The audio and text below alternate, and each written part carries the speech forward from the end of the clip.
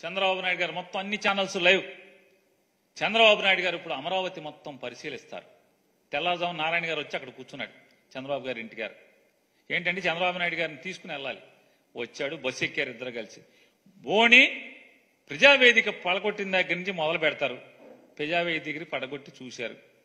అక్కడి నుంచి మొత్తం అమరావతి అంతా బస్సు వేసుకు తిరిగారు. బస్సు వేసుకు తిరిగి ఏంటో అంతా అయిపోయిన తర్వాత పవర్ పాయింట్ ప్రెజెంటేషను. దాంట్లో ఒక విలేకరు గారు కుంటితనంగా అడిగాడు. మంచోడు ఆయన. ఆయన ఏమడిగాడు, ఏమండి మొత్తం అమరావతి అంతా తిరిగారు కదా, మొత్తం అంతా పొద్దు నుంచి క్యారేజ్ కట్టుకుని రాత్రి సాయంత్రం దాకా తిరిగారు కదా, ఇది సంపద సృష్టించి అమరావతి నిర్మాణం చేస్తాను, ఇక్కడ సంపద ఉన్నాను కదా, ఎంత అవుద్ది, ఎప్పుడులో పూర్తి చేస్తారన్నారు.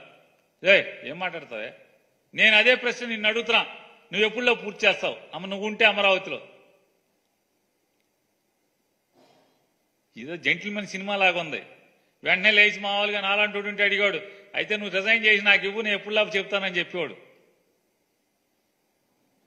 అంటే అమాయకులైన విలేకరు ఎదురు మాట్లాడలేరనే కదా. మాట్లాడితే ఆయన ఎత్తి మామూలుగా ఏదో కేసు పెట్టి లోపలేద్దామని. ఇప్పుడు వేస్తున్నారు కదా తప్పుడు కేసులు పెట్టి. 2020, 2019, 2021 అప్పుడు జరిగిన సంఘటనలంట ఇప్పుడు ఎఫ్ఐఆర్లు కట్టి విచారణ చేస్తారంట. 3 ఏళ్ల తర్వాత, 4 ఏళ్ల తర్వాత. ఇదేనా ఎర్రబుక్కు? ఎర్రబుక్కులో రాసుకున్నాయి ఈ దొంగ కేసులన్నీ. అది ఆయన అమరావతి అందరికీ చెప్పాడు. అమరావతి నిర్మాణమే మన ప్రధాన ధ్యేయం, లక్ష్యం అయ్యని చెప్పి మాట్లాడిన ఆయన ఎప్పుడు పూర్తి చేస్తాడో తెలియదు, ఎప్పుడు కడతాడో తెలియదు, ఏం కడతాడో తెలియదు. సరే పోన్లే. పోలవరం వెళ్ళారు చంద్రబాబు నాయుడు గారు. పోలవరం నాశనం చేసిందేమో ఆయన. అంటే ఉద్దేశపూర్వకంగా నాశనం చేసి ఉండకపోవచ్చు. ఆత్రం 2016లో మొదలుపెట్టి మొత్తం సినిమాల్లో చూపించినట్టుగా మంత్రదండం ఇట్లా అనగానే మొత్తం డ్యామ్ నిర్మాణం చేసేట్టుగా పోలవరం డ్యామ్ని వాస్తవంగా డ్యామ్ వేసుకున్నదేమో, డ్యామ్ ట్రాన్స్ట్రాయల్లో ఏమో టెండర్ వేస్తే వాళ్ళ దగ్గర నుంచి ఒక కొత్త జీవో తీసుకొచ్చి దాన్ని ఆయనకి నచ్చిన వాళ్ళకి వర్కులన్నీ కూడా పంపకం చేశాడు. సరే నచ్చిన వాళ్ళకి చేసుకున్నాం, ఇబ్బంది ఏముంది. కానీ గ్రామాలు ఖాళీ చేయించకుండా, గ్రామాలకి నష్టపరిహారం ఇవ్వకుండా, గ్రామస్తులు ఏ గ్రామాలైతే ఖాళీ చేస్తున్నారో ఆ ఖాళీ చేసే గ్రామాలకి ప్రత్యామ్నాయంగా ఇళ్లు నిర్మాణం చేయకుండా, ఊళ్ళు ఖాళీ చేయకుండా కాఫర్ డ్యామ్ ఎలా నిర్మాణం చేస్తారు? కాఫర్ డ్యామ్ నిర్మాణం చేస్తే ఏమవుతుంది? ఊళ్ళు మునిగిపోతాయి కదా. పోనీ డైవర్షన్ ఛానల్ ఇచ్చారా? స్పిల్వే అవ్వలేదు, డైవర్షన్ ఛానల్ ఇవ్వలేదు. ఇవ్వకుండానే సైమల్టేనియస్ గా upper coffer dam, diaphragm wall, lower coffer dam, spillway మొత్తం అన్ని ఒకేసారి మొదలుపెట్టి ఊళ్ళు ఖాళీ చేయకుండా. కొంత దూరం కాఫర్ డ్యామ్ కట్టిన తర్వాత వాళ్ళకి అర్థమైనట్టుంది.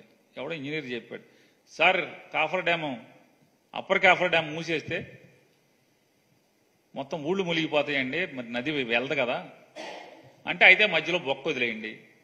ఆ మధ్యలో కాఫర్ డ్యామ్ పూర్తి చేయకుండా ఆపేయటం వల్ల ఏమవుద్ది? వాటర్ దిగదాన్ని వెలాసిటీ, హై వెలాసిటీతో కట్టినటువంటి డయాఫ్రామ్ వాల్ మొత్తం కొట్టుకుపోయింది. ఎంత లోతు కొట్టుకుపోయిందో తెలియదు. కొత్తది నిర్మాణం చేయాలంటే 800 నుంచి 1200 కోట్లు అవుద్దని జగన్మోహన్ రెడ్డి గారు ఉన్నప్పుడే అంచనాకు రావడం జరిగింది. ఆ డబ్బులు ఎవరు ఇవ్వాలి? కేంద్రం ఇవ్వాలి. అరే బాబు, బీజేపీ నాయకులారా, బీజేపీ ప్రభుత్వం నుంచి పోనీ చంద్రబాబు నాయుడు నిర్వాహకం వల్ల డయాఫ్రామ్ వాల్ కొట్టుకుపోయింది, కింద భూమిలో గోతులు పడిపోయినాయి, కొత్త డయాఫ్రామ్ వాల్ కట్టండి అంటే, లేదు మాకు టెక్నికల్ టీం వచ్చి అది సర్టిఫై చేస్తే గానీ దాని మీద ఏం నిర్ణయం తీసుకోలేము. తర్వాత చంద్రబాబు నాయుడు, భారతీయ జనతా పార్టీ ప్రభుత్వం కలిసి కదా పోలవరం డ్యామ్ని ఇలా నాశనం చేసి వాళ్ళు ఇట్లా ఈ రకంగా. ఇవాళ జగన్మోహన్ రెడ్డి గారు coffer dam, upper coffer dam పూర్తి చేయటమే కాకుండా స్పిల్వే పూర్తి చేసి మొత్తం యాఫ్రాన్స్ అని నిర్మాణం చేసి నీళ్లన్నీ కూడా డైవర్షన్ చేసే పరిస్థితి ఏ స్థితిలో ఎవరికి వచ్చింది? జగన్మోహన్ రెడ్డి గారి ప్రభుత్వంలో కదా. ఆ రోజు నుంచి మోడీ గారి ప్రభుత్వం డయాఫ్రామ్ వాల్ ఏం చేయాలనేది మొన్నటి దాకా ఎన్నికల వరకు కూడా కనీసం చెప్పని పరిస్థితి. వెళ్ళి ఏం చేయాలంటే చంద్రబాబు నాయుడు గారు ఏమండి పోలవరం ఏంటి ఎప్పుడు కడతా ఎప్పుడు పూర్తవుద్దండి, ఏమో నాకేం తెలుసు. ఆయన అపర మేధావి, 40 ఏళ్ళ ఇండస్ట్రీ అనుభవజ్ఞుడు, 72% పోలవరం నేను నిర్మాణం చేసేశాను అని చెప్పేటువంటి ఆయన లెక్క ప్రకారమే 72 చేస్తే మేమేమీ చేయలేదనుకుంటే మరి మిగతా 38% ఎంతసేపు? 2 ఏళ్లలో 78% కట్టినోడివి మిగతా 30% ఎప్పటిలోపు కట్టాలి? పోనీ ఆ 28% ఎప్పటిలోపు కట్టాలి? పోనీ మేము ఒక 8% కట్టామనుకుందాం, నువ్వు చెప్పే లెక్కలో, నువ్వు దొంగ లెక్కల ప్రకారం. మేమైతే డ్యామ్ ఏమన్నా కడితే మేమే కట్టాం. స్పిల్వే పూర్తిగా పునాదులు చెప్తే స్పిల్వే పూర్తి చేసింది మేము, నీళ్లు డైవర్షన్ చేసింది మేము, కాఫర్ డ్యామ్ కంప్లీట్ చేసింది మేము. ఇవాళ ఎప్పుడు పూర్తి చేస్తామో తెలియదు. పోలవరం ఎప్పుడు పూర్తవుద్దో నాకే తెలియదు. చంద్రబాబు నాయుడు గారు సార్ ఇప్పటికీ రాజధాని నిర్మాణానికి అమరావతిని నిర్మించలేదు. ఈ రోజు మీరు మొత్తం విజిట్ చేశారు కదా సార్, అప్రాక్సిమేట్లీ దీని నిర్మాణానికి ఎంత ఖర్చు అవుతుంది, మీరు ఎన్ని రోజుల్లో చేస్తారు? ఇప్పుడు నిన్ను అడగాలి నేను క్వశ్చన్. నిన్ను నేను నియమిస్తే నువ్వు ఎట్టగడతావు చెప్పని అడగాలి నేను ఇప్పుడు. సార్